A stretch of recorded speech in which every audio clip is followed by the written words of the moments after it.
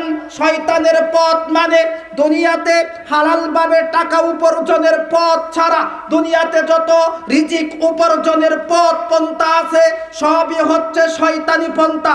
সুদের টাকা ইনকাম করা শয়তানি পন্থা, ঘুষের টাকা ইনকাম করা শয়তানি পন্থা, পায়ের টাকা আত্মসাৎ করা শয়তানি পন্থা, মানুষকে ওজনে কম দেওয়া শয়তানি পন্থা, বোনের সম্পত্তি মেরে দেওয়া শয়তানি পন্থা, প্রতিবেশীর সম্পত্তি আত্মসাৎ করা শয়তানি পন্থা।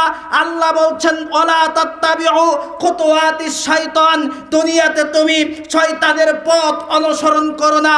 সপ্তম আসমান থেকে আপনার মালিক আপনাকে লক্ষ্য করে বলছে, ওরে আদম সন্তান শোনো, আমি আল্লাহ যে রিজিক দিয়েছি তা থেকে হালালটা গ্রহণ করো, দুনিয়াতে শয়তানের পথ অনুসরণ করো না। ভাইজান, শয়তানের পথ মানে